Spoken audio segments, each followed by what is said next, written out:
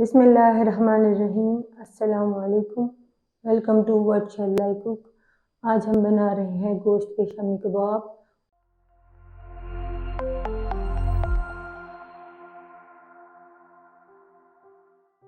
और उसके लिए लिया है हमने आधा किलो बोनलेस गोश्त, 1 पाव चने की दाल, इसे हमने 1 घंटा पहले भिगो के रखा हुआ है, 1 छोटे साइज की प्याज, 2 टेबलस्पून लहसुन अदरक क्रश, आधी प्याली हरा धनिया, आधी प्याली पुदीना, 3 से 4 हरी मिर्चें, 1 टीस्पून नमक, 1 टीस्पून कुटी हुई सूरख मिर्च, 1/4 टीस्पून हल्दी, 1 टीस्पून गरम मसाला पाउडर, 1/2 टीस्पून जीरा कुटा हुआ, 1/2 टीस्पून सूखा धनिया कुटा हुआ।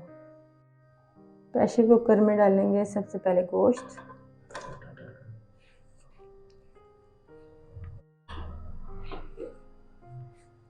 चने की दाल, इसका पानी हमने निकाल लिया है,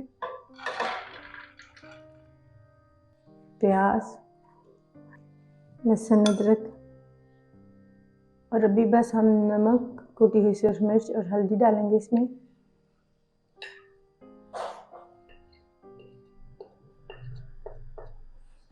दो गिलास पानी डाल दें इसमें।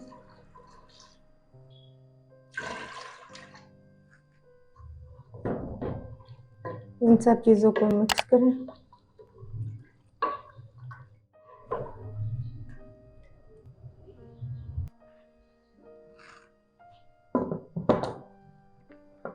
सब चीज़ें डालकर हम इसे पहले तेज़ आंच पर रखेंगे और फिर सीटी के बोलने के बाद अब हम आंच को हल्का करेंगे और इसे 20 से 25 मिनट के लिए पकाएंगे।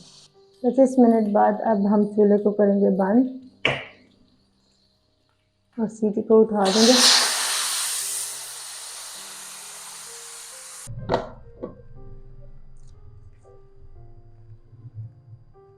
इसमें अभी थोड़ा पानी है,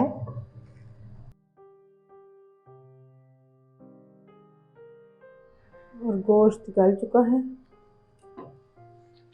इसलिए अब हम इसके नीचे चूल्हा जलाएंगे और इसे साथ साथ मैश करेंगे ताकि पानी भी खुश्क हो जाए।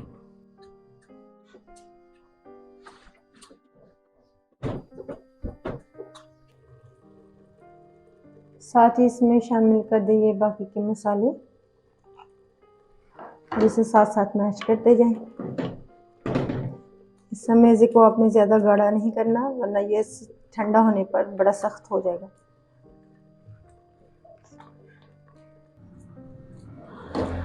दाल और गोश्त सही से मैश हो गए हैं। अब हम चूल्हे को कर देंगे बंद, इस मेज़े को ठंडा करेंगे, इसके शामी कबाब बनाएंगे। शामी कबाब का मेज़ा बिल्कुल ठंडा हो चुका है। अब हम इसमें डालेंगे धनिया,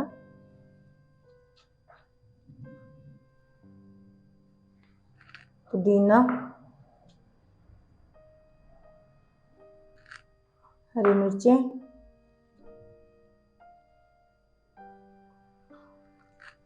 इन सब चीज़ों को मिक्स कर लेंगे।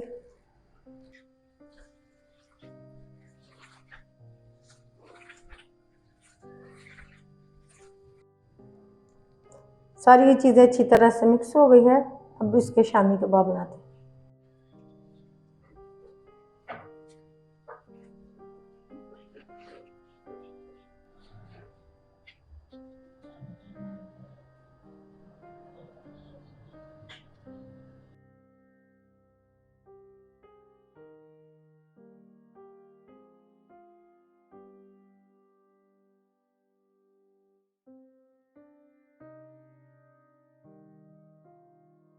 सारे शामी कबाब हमने ऐसे बना के रख लेने हैं। अब हम इन्हें अंडा लगाकर फ्राई करेंगे। शैलो फ्राई करने के लिए हम तवे पर डालेंगे थोड़ा सारा कुकिंग ऑयल और एक एक शामी कबाब को अंडा लगा कर रखते जाएंगे।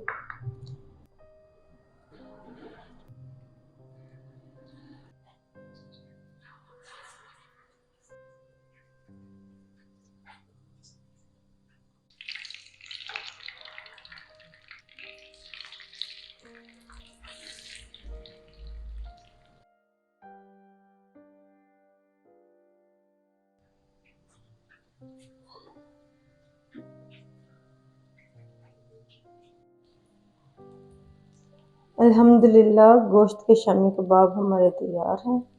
आपको हमारी ये रेसिपी कैसी लगी हमें कमेंट्स में ज़रूर बताइएगा।